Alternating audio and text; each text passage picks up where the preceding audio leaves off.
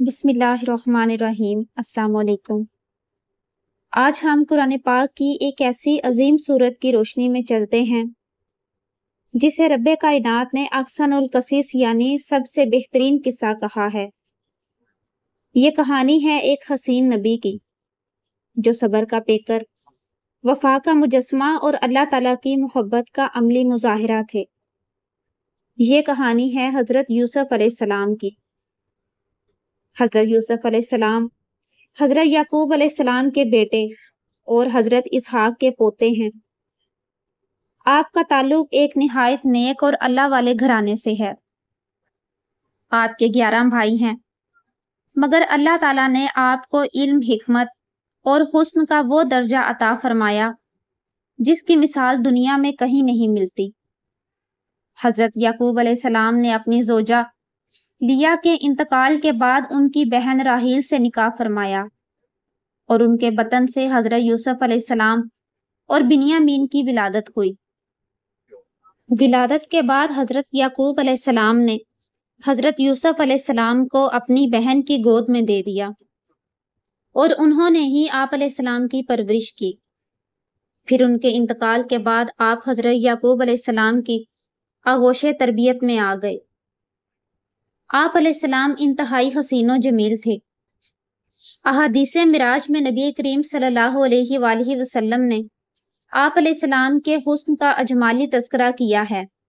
چنانچہ ارشاد فرمایا، پھر ہمارے لیے دروازہ کھولا گیا تو میں نے حضرت یوسف کو دیکھا۔ انہیں اللہ تعالیٰ نے حسن کا نصف حصہ عطا فرمایا تھا۔ انہوں نے مجھے خوشامدید کہا اور میرے لیے دعائے خیر کی۔ ایک دوسری حدیث میں ہے کہ میں نے ایک شخص کو دیکھا جن کی صورت 14ویں رات کے چاند کی صورت جیسی تھی۔ میں نے کہا، اے جبرائیل، یہ کون ہے؟ عرض کی، یہ آپ کے بھائی یوسف علیہ السلام ہیں۔ معراج کی رات میں نے تیسرے آسمان میں حضرت یوسف علیہ السلام کو دیکھا تو وہ ایسے شخص تھے جن کے حسن نے مجھے تعجب میں ڈال دیا۔ وہ نوجوان اور اپنے حسن کے سبب لوگوں پر فضیلت رکھنے والے تھے۔ تمام انسانوں میں حضرت یوسف علیہ السلام سب سے زیادہ حسین تھے۔ صرف ہمارے آقا صلی اللہ علیہ وآلہ وسلم کو ان سے بڑھ کر حسن عطا کیا گیا۔ ایک مرتبہ آپ نے خواب دیکھا اور اپنے والد یعنی حضرت یعقوب علیہ السلام کو اس کی یوں خبر دی، جس کا ترجمہ ہے، اے میرے باپ، میں نے 11 ستاروں اور سورج اور چاند کو دیکھا۔ میں نے انہیں اپنے لیے سجدہ کرتے ہوئے دیکھا۔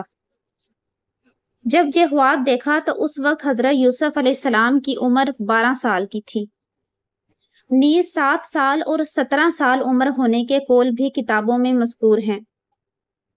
حضرت یعقوب علیہ السلام کو اپنے فرزند یوسف علیہ السلام سے بہت زیادہ محبت تھی، جس کی وجہ سے ان کے دیگر بھائی ان سے حسد کرتے تھے، اور چونکہ یہ بات حضرت یعقوب جانتے تھے اور وہ بیان کردہ خواب سے ظاہر ہونے والی حضرت یوسف علیہ السلام کی عظمت و فضیلت بھی سمجھ گئے، اس لیے خواب سن کر فرمایا، جس کا ترجمہ ہے، اے میرے بچے، اپنا خواب اپنے بھائیوں کے سامنے بیان نہ کرنا، ورنہ تمہارے خلاف کوئی سازش کریں گے۔ بے شک شیطان آدمی کا کھلا دشمن ہے۔ اس سے معلوم ہوا کہ جو اپنا ہمدرد اور خیر خواہ نہ ہو، اس کے سامنے اچھا خواب بیان نہیں کرنا چاہیے۔ یوں ہی جس کے بارے میں یہ احتمال ہو کہ وہ ہماری خوشحالی اور نعمتوں سے حسد میں مبتلا ہوگا اور نقصان پہنچانے کی کوشش کرے گا، تو اس کے سامنے اپنی خوشحالی، نعمت، دولت اور عزت وغیرہ کا ذکر نہ کیا جائے۔ نبی کریم صلی اللہ علیہ وآلہ وسلم نے ارشاد فرمایا، اپنے مقاصد میں کامیابی حاصل کرنے کے لیے انہیں راز میں رکھنے سے مدد حاصل کرو، کیونکہ دنیا میں ہر نعمت والے سے حسد کیا جاتا ہے۔ حضرت یوسف علیہ السلام کے حسن اور والد کا پیار بھائیوں کے دل میں حسد بن کر پلتا گیا۔ آخر کار ایک دن انہوں نے سازش کی اور حضرت یوسف کو کنویں میں پھینک دیا۔ باپ کے سامنے خون آلود قمیض پیش کی اور جھوٹ گھڑا کہ یوسف کو بھیڑیا کھا گیا۔ لیکن اللہ نے حضرت یوسف علیہ السلام کو تنہا نہ چھوڑا۔ ایک قافلہ آیا، آپ کو کنویں سے نکالا اور آپ کو مصر لے جا کر غلام بنا کر بیچ دیا۔ کنویں میں ڈالنے کے بعد بھائی واپس ہوئے اور یوسف علیہ السلام کا اتارا ہوا کرتا ایک بکری کے بچے کے خون میں رنگ کر ساتھ لے لیا، لیکن اسے پھاڑنا بھول گئے۔ رات کے وقت یہ اپنے والد کی طرف لوٹے تاکہ اندھیرے کی وجہ سے انہیں جھوٹا عذر پیش کرنے میں کوئی پریشانی نہ ہو۔ چنانچہ جب مکان کے قریب پہنچے تو رونے اور چیخنے چلانے لگے۔ حضرت یعقوب علیہ السلام نے ان کے چیخنے کی آواز سنی تو گھبرا کر باہر تشریف لائی اور فرمایا، اے میرے بیٹو، میں تمہیں اللہ تعالیٰ کی قسم دے کر پوچھتا ہوں، کیا تمہیں بکریوں میں کوئی نقصان ہوا ہے؟ تو انہوں نے کہا نہیں۔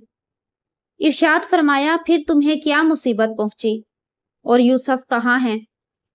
جواب دیا جس کا ترجمہ ہے، اے ہمارے باپ، ہم دوڑ کا مقابلہ کرتے دور چلے گئے اور یوسف کو اپنے سامان کے پاس چھوڑ دیا تو اسے بھیڑیا کھا گیا، اور آپ کسی طرح ہمارا یقین نہ کریں گے اگرچہ ہم سچے ہوں۔ اس کے بعد بھائیوں نے اپنی سچائی کے ثبوت پر خون سے رنگا ہوا یوسف علیہ السلام کی قمیض پیش کی۔ حضرت یعقوب علیہ السلام وہ قمیض اپنے چہرہ مبارک پر رکھ کر بہت روئے اور فرمایا، عجیب قسم کا ہوشیار بھیڑیا تھا جو میرے بیٹے کو تو کھا گیا مگر قمیض کو پھاڑا تک نہیں۔ حضرت یوسف علیہ السلام کو کنویں سے نکالنے کا قدرتی انتظام کیا ہوا؟ چند دن بعد حضرت یوسف علیہ السلام کے کنویں سے نکلنے کا قدرتی انتظام یوں ہوا کہ ایک قافلہ مدین سے مصر کی طرف جا رہا تھا۔ وہ راستہ بہک کر اس جنگل کی طرف آ نکلا جہاں آبادی سے بہت دور یہ کنواں تھا اور اس کا پانی کھاری تھا، مگر حضرت یوسف علیہ السلام کی برکت سے میٹھا ہو گیا۔ جب قافلے والے اس کنویں کے قریب اترے تو انہوں نے پانی لانے کے لیے ایک شخص بھیجا۔ اس کا نام مالک بن زار خزائی تھا اور یہ مدین کا رہنے والا تھا۔ جب یہ کنویں پر پہنچا اور پانی نکالنے کے لیے اپنا ڈول ڈالا تو حضرت یوسف علیہ السلام وہ ڈول پکڑ کر اس میں لٹک گئے۔ مالک نے ڈول کھینچا تو آپ علیہ السلام کنویں سے باہر تشریف لے آئے۔ جب اس نے حضرت یوسف علیہ السلام کا عالم افروز حسن دیکھا تو انتہائی خوشی سے اپنے ساتھیوں کو مژدہ سنا کے آیا، کیسی خوشی کی بات ہے، یہ تو ایک بہت حسین لڑکا ہے۔ مالک بن زار اور اس کے ساتھیوں نے انہیں سامان تجارت قرار دے کر چھپا لیا تاکہ کوئی اس میں شرکت کا دعویٰ نہ کر دے۔ پھر مالک بن زار اور اس کے ساتھی حضرت یوسف کو مصر لے آئے۔ اس زمانے میں مصر کا بادشاہ ریان بن ولید بن نزدان املیکی تھا۔ اس نے اپنی عنان سلطنت کتفیر مصری کے ہاتھ میں دے رکھی تھی۔ تمام خزائن اسی کے تحت تصرف تھے۔ اسی کو عزیز مصر کہتے ہیں اور یہ بادشاہ کا وزیر اعظم تھا۔ جب حضرت یوسف علیہ السلام مصر کے بازار میں بیچنے کے لیے لائے گئے تو ہر شخص کے دل میں آپ کی طلب پیدا ہوئی اور خریداروں نے قیمت بڑھانا شروع کی، یہاں تک کہ آپ علیہ السلام کے وزن کے برابر سونا، اتنی ہی چاندی، اتنا ہی مشک اور اتنا ہی ریشم قیمت مقرر ہوئی۔ عزیز مصر نے اس قیمت پر آپ علیہ السلام کو خرید لیا اور اپنے گھر لے آیا۔ دوسرے خریدار اس کے مقابلے میں خاموش ہو گئے۔ عزیز مصر حضرت یوسف علیہ السلام کو اپنے گھر لے آیا اور بیوی زلیخا سے کہا، یوسف علیہ السلام کو عزت سے رکھو، ان کی قیام گاہ عمدہ و نفیس ہو، لباس اور خوراک بھی اعلیٰ قسم کے ہوں، شاید ان سے ہمیں نفع پہنچے کہ یہ سلطنت اور حکومت کے کاموں کو سر انجام دینے میں ہمارے کام آئیں، کیونکہ رشد کے آثار ان کے چہرے سے ظاہر ہیں، یا پھر ہم انہیں بیٹا بنا لیں۔ یہ بات کتفیر نے اس لیے کہی کہ اس کے ہاں کوئی اولاد نہ تھی۔ حضرت یوسف کو عزیز مصر نے خرید لیا اور اپنے محل میں رکھا۔ وہاں عزیز کی بیوی زلیخا آپ کے حسن پر فریفتہ ہو گئی، لیکن حضرت یوسف نے اللہ کا خوف دل میں رکھا اور گناہ سے بچنے کے لیے فرمایا، اے میرے رب، مجھے قید زیادہ پسند ہے اس چیز سے جس کی یہ مجھے دعوت دے رہی ہے۔ یوسف علیہ السلام کو بے گناہی کے باوجود قید کر دیا گیا۔ قید خانے میں بھی حضرت یوسف کی شخصیت نمایاں رہی۔ آپ نے قیدیوں کے خوابوں کی ایسی سچی تعبیریں بیان کی کہ ہر شخص حیران رہ گیا۔ بالآخر بادشاہ مصر نے بھی خواب دیکھا۔ ساقی بادشاہ کو حضرت یوسف کے بارے میں بتایا۔ ساقی کی پیشکش سن کر بادشاہ نے اسے بھیج دیا اور اس نے قید خانہ میں پہنچ کر حضرت یوسف کی خدمت میں عرض کی، جس کا ترجمہ ہے، اے یوسف، اے صدیق، ہمیں ان 7 موٹی گایوں کے بارے میں تعبیر بتائیں جنہیں 7 دبلی گائیں کھا رہی تھی، اور 7 سرسبز بالیوں اور دوسری خشک بالیوں کے بارے میں، تاکہ میں لوگوں کی طرف لوٹ کر جاؤں تاکہ وہ جان لیں۔ حضرت یوسف نے نہ صرف خواب کی تعبیر بیان کی بلکہ مستقبل کی حکمت عملی بھی بتائی۔ بادشاہ حضرت یوسف علیہ السلام کی عقل، علم اور دیانت سے متاثر ہو کر انہیں پورے مصر کا وزیر خزانہ بنا دیتا ہے۔ اب وہی شخص جو کبھی غلام بنایا گیا، آج بادشاہ کے سب سے قریب ترین مقام پر فائز ہے۔ قحط کے دنوں میں حضرت یوسف کے بھائی مصر آئے۔ انہیں حضرت یوسف نے پہچان لیا مگر خاموشی اختیار کی۔ آہستہ آہستہ انہوں نے بھائیوں کو آزمایا اور پھر جب سچائی کا وقت آیا تو فرمایا، میں ہی یوسف ہوں اور یہ میرا بھائی بنیامین ہے۔ اللہ نے ہم پر فضل فرمایا ہے۔ بھائی شرمندہ ہوئے، معافی مانگی اور حضرت یوسف نے معاف کر دیا۔ پھر حضرت یعقوب کو مصر بلایا گیا اور وہی خواب پورا ہو گیا۔ سورج یعنی کہ والد، چاند، ماں اور 11 ستارے یعنی بھائی سب سجدہ ریز تھے۔ حضرت یوسف علیہ السلام نے آخر میں وصیت کی کہ جب بنی اسرائیل مصر سے نکلیں تو میرا جسد حاقی بھی لے جانا تاکہ مجھے اپنے آباء و اجداد کے پہلو میں دفن کیا جائے۔ حضرت یوسف علیہ السلام اپنے والد ماجد کے بعد 23 سال تک زندہ رہے۔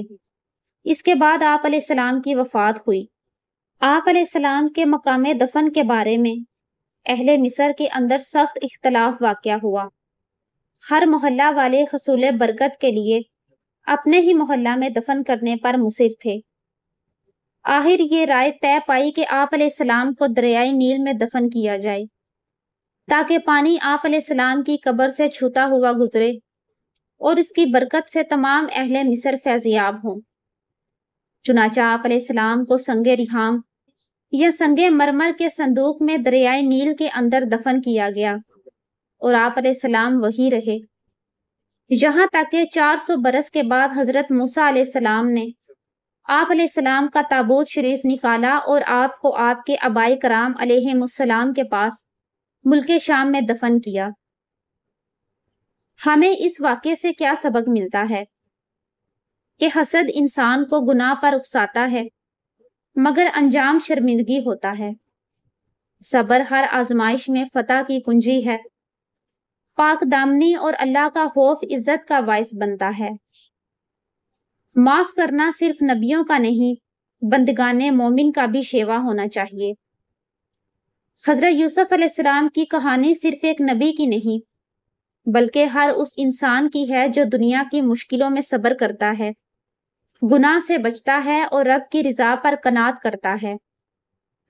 اگر آپ کو یہ ایمان افروز ویڈیو پسند آئی ہو تو لائک ضرور کریں اور ایسی مزید اسلامی کہانیوں کے لیے ہمارے چینل کو سبسکرائب کرنا نہ بھولیں۔